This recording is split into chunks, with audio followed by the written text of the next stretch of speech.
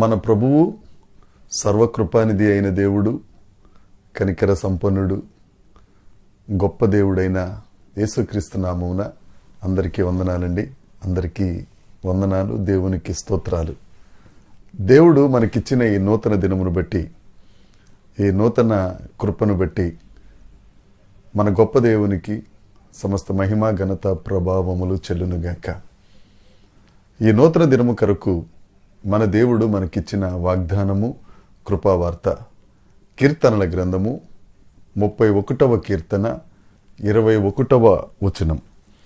ప్రాకారము గల పట్టణములో యెహోవా తన కృపను ఆశ్చర్యకరముగా నాకు చూపియున్నాడు, ఆయన స్తుతి నొందునుగాక. దేవునికి స్తోత్రం కలుగునుగాక, దేవునికి మహిమ కలుగునుగాక. మన దేవుడు కృపగలిగిన దేవుడు, మన దేవుడు కృప చూపించుచున్న దేవుడు.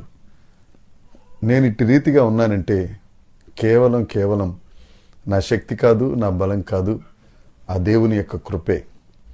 మనం ఏమై ఉన్నామో మన దేవుడైన యేసుక్రీస్తు ప్రభు యొక్క కృప.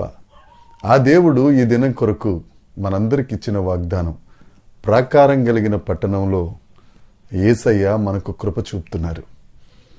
ప్రాకారం కలిగిన పట్టణం మన దేవుడైన యేసుక్రీస్తు ప్రభువే. ఆ యేసుక్రీస్తు ప్రభువులో మనం ఉంటే ఆ కృప కలిగిన దేవుడు మన ఎడల కృప చూపించి ఆశ్చర్య కార్యములను మనకు జరిగించుచున్నారు. మన చుట్టూ ఎవరూ లేరు, నన్నెవరూ పట్టించుకోవట్లేదు, నేను ఒక్కడే ఉంటున్నా. మనతో దేవుడు మాట్లాడుతున్నాడు. ప్రాకారంగా నేనున్నాను. అందుకే సామెతల గ్రంథము 18వ అధ్యాయము 10వ వచనం మనం చూసుకుంటే, యెహోవా నామము బలమైన దుర్గము, నీతిమంతులు అందులోనికి పరిగెత్తికెళ్ళి సురక్షితముగా ఉంటారని లేఖనం చెప్తుంది. యెహోవా నామం బలమైన దుర్గం, ఆయన బలమైన కోట.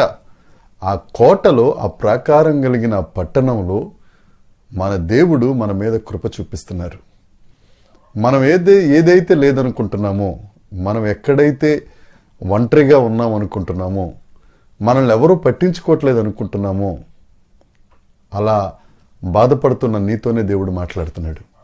నీవు ప్రాకారం గల పట్టణంలో ఉండగలిగితే కృప చూపించే దేవుడు నీ పట్ల ఆశ్చర్య కార్యములను చేయటానికి ఆయన సిద్ధంగా ఉన్నారు.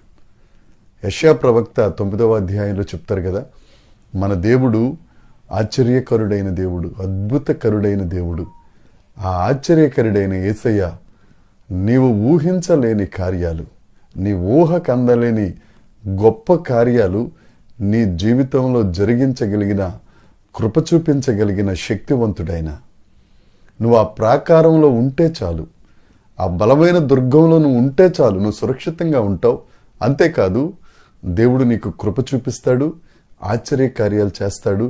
నీ నోటమ్మట స్తుతి గీతం ఉంచి ఆయన నామము మహిమపరచగలిగిన శక్తి కలిగిన దేవుడి దినాన, ఈ నూతన దినాన దేవుడు మనకిస్తున్న వాగ్దానం, ప్రాకారం కలిగిన పట్టణంలో కృప చూపించే దేవుడు నీకు తోడుగా ఉన్నాడు.